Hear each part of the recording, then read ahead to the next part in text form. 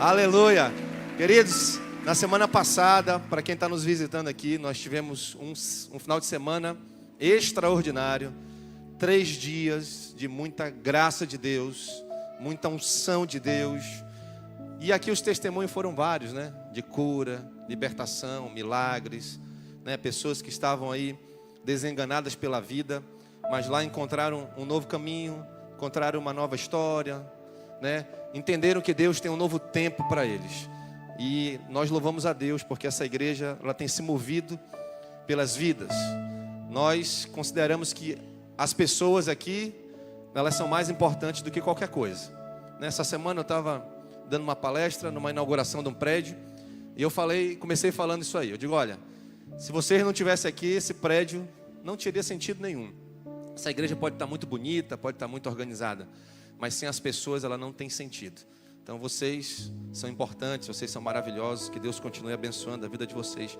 É por isso que nós estamos aqui nos gastando, né, como diz a canção, perdendo a nossa vida com alegria, perdendo a nossa vida felizes, perdendo a vida lá fora para encontrar o reino de Deus. Atos capítulo 3, o tema dessa mensagem é o Deus de milagres. Deus de milagres. Deixa eu falar rapidamente aqui sobre um evento que aconteceu em Atos 3, a partir do verso 1.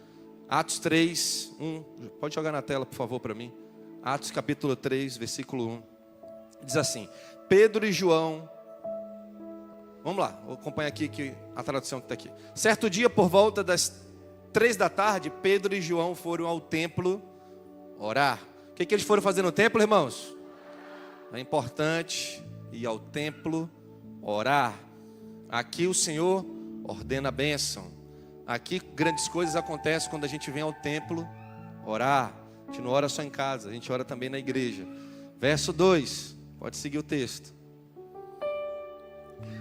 Havia lá um homem aleijado de nascença. Estava sendo carregado. E todos os dias ele era colocado ao lado da porta chamada Formosa, para pedir esmola a quem entrasse no templo. Pode ir seguindo rápido aí, tá? Vai passando aí. Verso 3. Quando ele viu que Pedro e João iam entrar, pediu-lhes dinheiro dele, pediu esmola.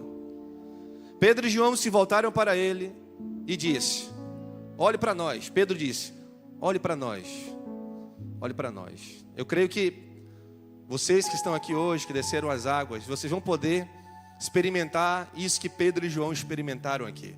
Porque o milagre não aconteceu aqui só com o aleijado, a gente já vai ouvir. Mas também esse milagre de liberar a vida, esse milagre de ser bênção, esse milagre de poder ter a autoridade em Deus, de ser filho de Deus, entendendo que você e eu somos filho de Deus, somos a imagem do Criador, podemos olhar para uma pessoa e dizer assim: querida, querido, olhe para mim, olhe para nós, olhe o que estamos vivendo, olhe o que Deus fez na minha vida, olhe quem eu era e olhe quem eu sou hoje, olhe o que aconteceu comigo. Eu fazia isso aqui, eu vivia dessa forma, eu cheguei na casa do Senhor, né, sem esperança, desesperançado. A minha vida ia acabar naquele ano. Tem pessoas que foram ao encontro com Deus agora e disseram: pastor, eu pensei em tirar minha vida esse ano, eu preparei tudo, eu fui lá para tirar minha vida, mas naquele dia, aquela palavra, naquele dia, aquela oração, naquele dia, aquela visita, naquele dia, naquele Gessel, naquele dia, o Senhor mudou a minha história e a partir daí eu tenho vivido um novo tempo. E eu creio, queridos, que você vai receber essa graça de Deus, essa unção de Deus, esse poder de Deus na sua vida, para você olhar para um aleijado que está pedindo esmola, e você vai dizer: olhe para nós, olha o que estamos vivendo, olha o que Deus tem feito, olha as grandes coisas que o Senhor tem feito. Isso é para você também, você pode acessar isso em nome de Jesus. Verso 5 diz assim, seguindo o texto: o homem fixou o olhar neles e esperava receber dinheiro, né? Esperava receber um troco. Só olhe para nós, agora eu ganho a vida, vou receber aqui uma esmola. Mas Pedrão disse assim: rapaz, ó, eu não tenho nem ouro nem prata, Mas o que eu lhe dou, o que eu tenho eu lhe dou. Em nome de Jesus Cristo Nazareno, levanta-te e anda, disse o apóstolo Pedro. Não temos ouro nem prata, é verdade, irmãos. Nós não nos movemos pelos recursos, não nos movemos pelo dinheiro, né? Não estamos nessa terra para promover isso. Também a gente vai prosperar, amém, vamos prosperar.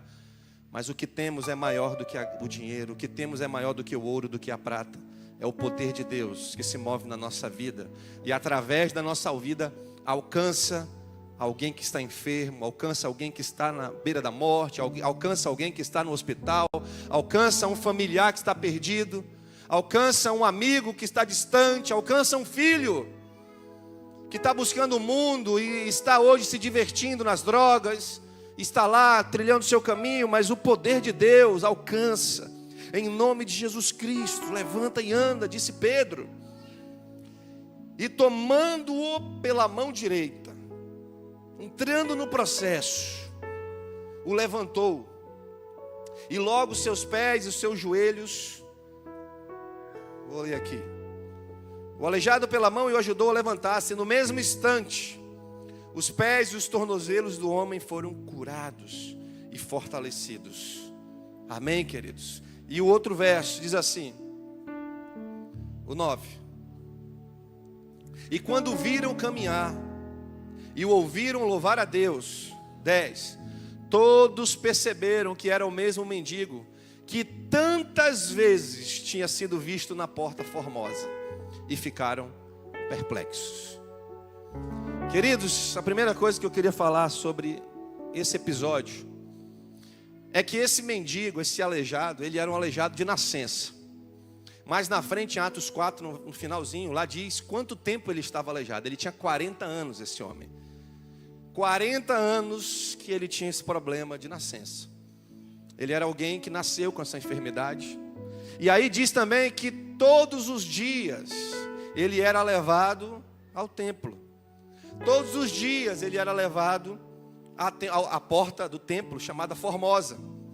E diz mais que os sacerdotes, as pessoas que estavam ali, que viviam naquele lugar, os homens de Deus, os religiosos, ficaram perplexos. Por quê? Porque já tinham visto aquele homem muitas vezes. Muitas vezes ele já tinha ido e nada tinha acontecido.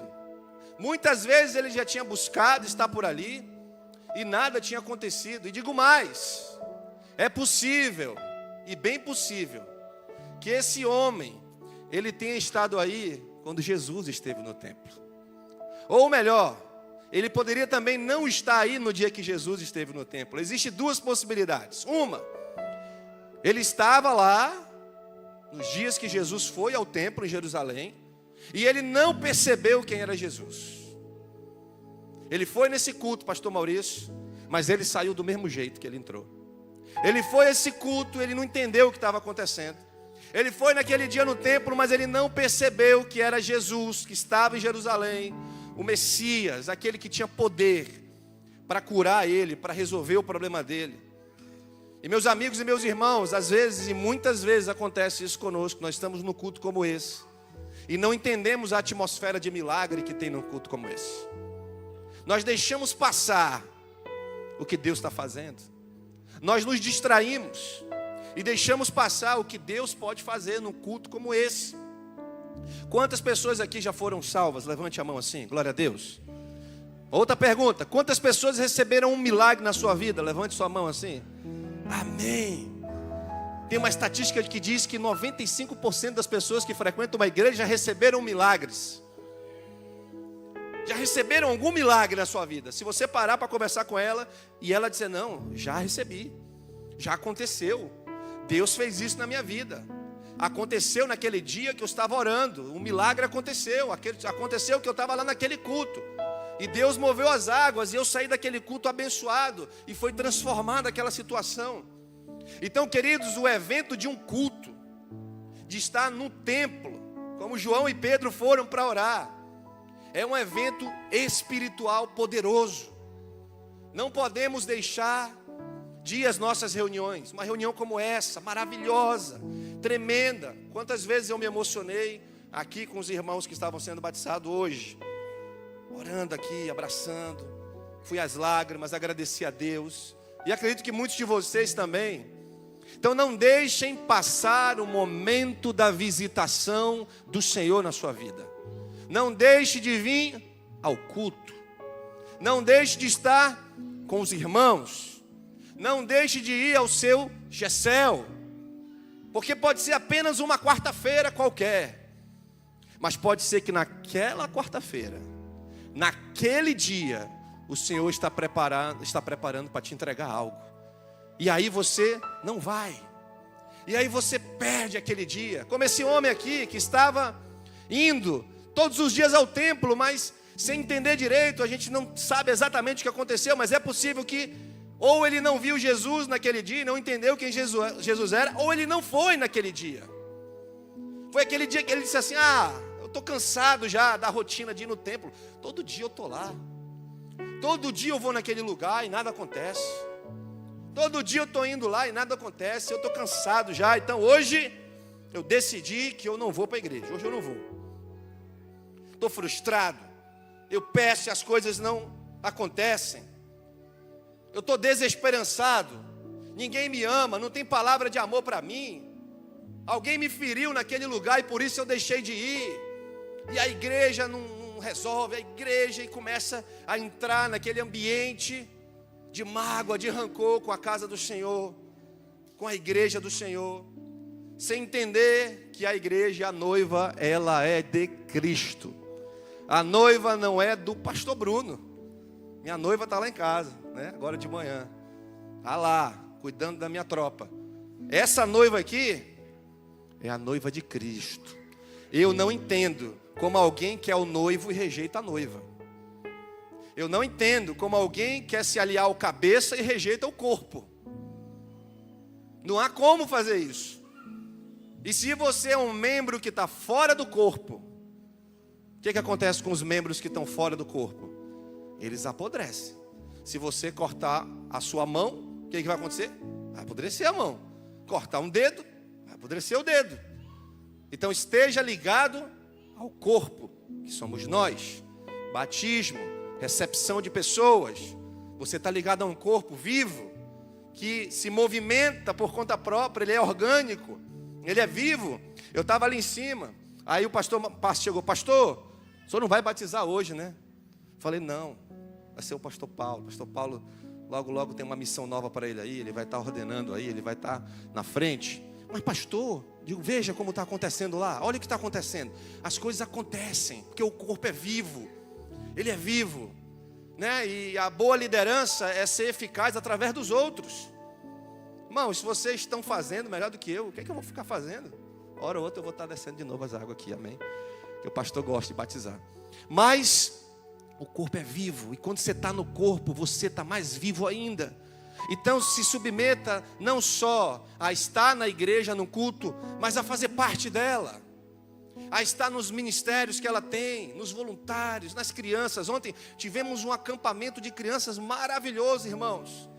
Chegamos lá de manhã, saí de lá, não queria nem sair de lá. Era tanta criança que eu nunca vi na minha vida, tanta criança num só lugar. De verdade, irmãos. Estava até preocupado, chegou uma hora que eu estava preocupado.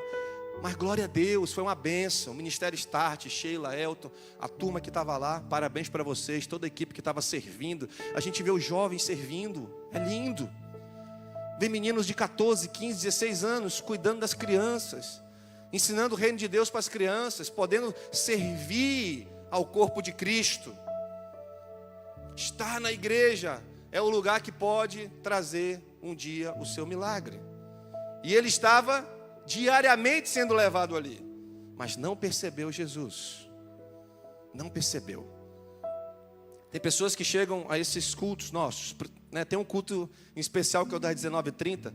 Tem até gente que batizou aqui do culto das 19h30, né? Nosso novo culto, irmão. A gente tem um culto 19h30 agora.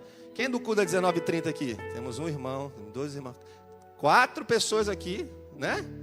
Vieram ao culto das 19h30, chegaram por esse culto. E podem no futuro estar servindo nesse mesmo lugar, nesse mesmo espaço. Mas veja que a gente pode chegar num culto e mesmo assim não perceber Jesus. E mesmo assim não ser impactado.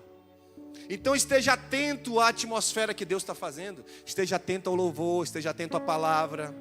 Esteja atento às orações, esteja atento ao que Deus está te entregando. Esteja atento a um momento como esse, que é o momento da palavra.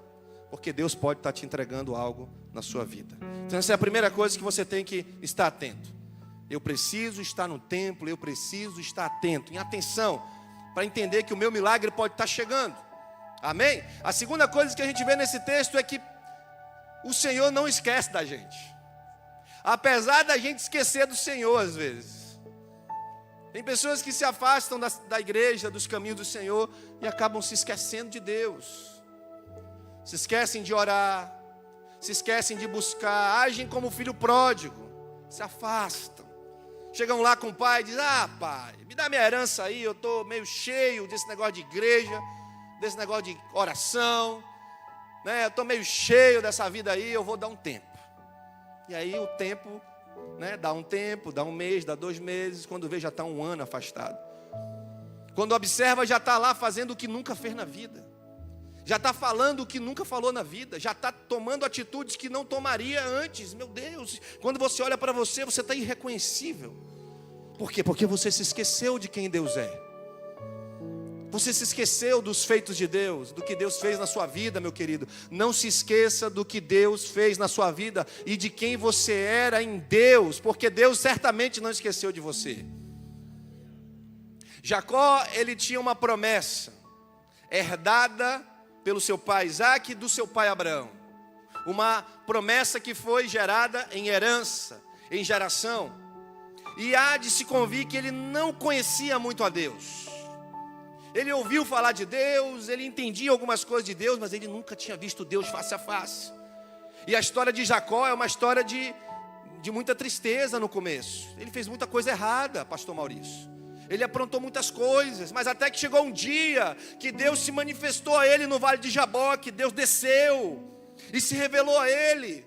Portanto, apesar de Jacó ter se esquecido de Deus, Deus não havia se esquecido das promessas que tinha feito para o seu avô e para o seu pai. E naquele dia Deus marcou encontro com Jacó. E Deus desceu naquele dia e se revelou.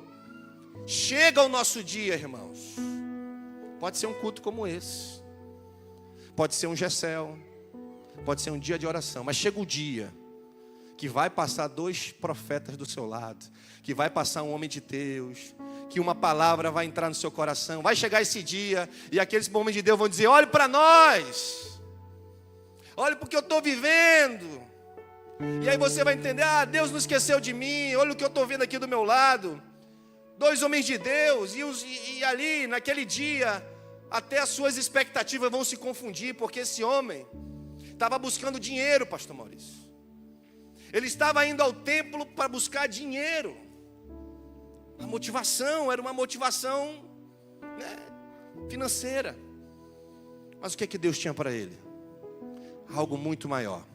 Efésios 3:20, eu quero ler com você esse texto para a gente já está praticamente caminhando para o fim. Efésios 3:20 diz algo muito interessante. Bota outra tradução, bota Almeida e atualizada. Muda essa daí. Aí, garoto. Vamos lá, irmãos. Ora, aquele que é poderoso, vamos juntos, para fazer.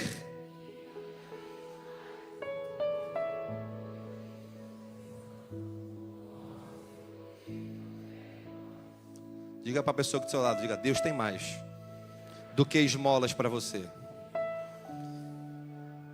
Quantos creem nisso? Deus tem mais para a gente, irmãos. Deus não se esqueceu de você. E as suas orações podem estar pequenas demais para Deus. Deus tem mais. Sua expectativa é de receber uma esmola, uma ajuda. Mas Deus tem poder de Deus na sua vida para operar um milagre, para te levantar de um leito que você está há 40 anos, de uma circunstância que você está há 40 anos naquela rotina de ir naquele lugar, viver de uma esmola, viver, sabe, de uma maneira pequena, viver uma vida curta, uma vida difícil, uma vida problemática. E Deus diz: ei, eu cheguei na sua vida, chegou o dia, chegou o tempo, chegou o momento. Eu tenho mais na sua vida. Eu tenho algo para além do que você viveu. Não, mas minha vida, não sei o que, não, mas eu tenho mais, o meu poder opera em você. Eu tenho mais, e a Bíblia diz que nem olhos viram, nem ouvidos ouviram, o que o Senhor tem preparado para aqueles que o buscam. Deus tem mais na sua vida, meus irmãos, amém? Você pode aplaudir ao Senhor, aleluia! Ele tem mais na nossa vida,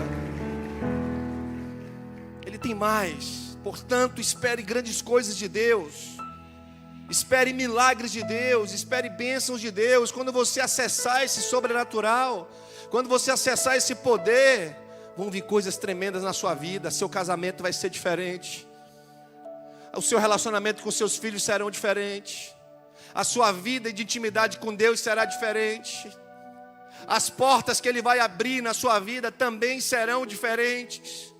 Os acessos serão diferentes, as pessoas que você vai se conectar serão diferentes. Deus tem mais.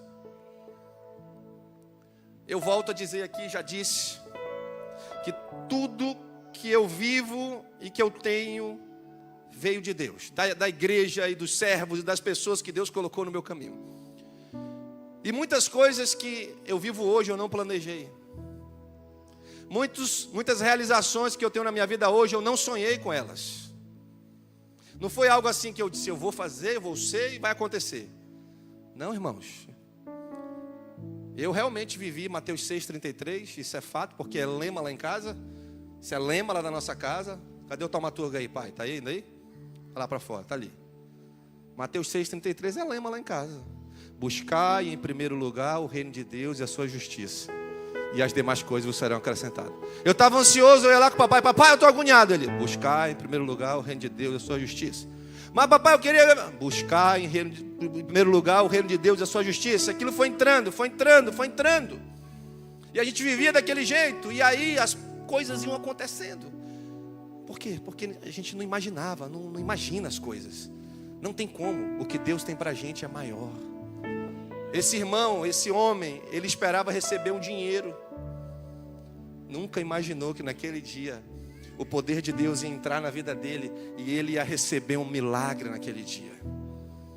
A última coisa que a gente vê nesse texto é o que a gente vê em vários textos, que Jesus opera milagres. Em quase todos que Jesus opera milagres. Não vou dizer todos porque tem Lázaro que é uma exceção.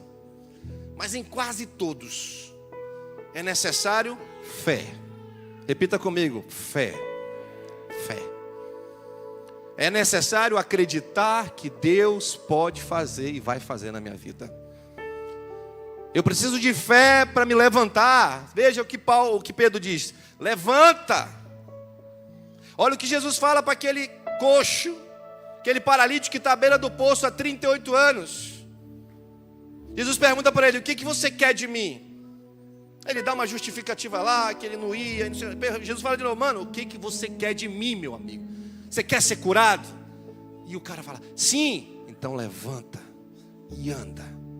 O falar, a palavra é de Deus, mas o levantar é nosso.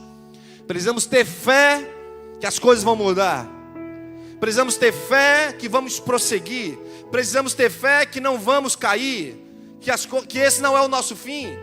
Precisamos ter fé para perseverar, em nome de Jesus. Então, o último ato desse texto é: tenhamos fé que as coisas vão acontecer. Ah, pastor, mas não foi nesse culto. Não tem problema, tem mais culto vindo pela frente, tem mais reuniões vindo pela frente, tem mais coisas vindo pela frente. Pode passar pelo teste do tempo as nossas promessas, sim, podem, mas um dia elas vão se cumprir, na hora certa vai acontecer. E pode ser que naquele dia, naquela hora, naquele culto, que era um dia comum, que era um dia qualquer, seja o seu dia, o dia que Ele separou para trazer a tua bênção, o dia que Ele separou para te salvar, o dia que Ele separou para dizer: ei, não é o teu fim, não é hoje que tu vai se suicidar, não. Hoje é o dia que tu vai ganhar uma vida nova. Ei, hoje não é o teu fim, não é o dia do teu luto, da depressão, do choro, não. O choro pode durar uma noite, mas a alegria vai vir pela manhã na sua vida, em nome de Jesus. Amém, meus irmãos?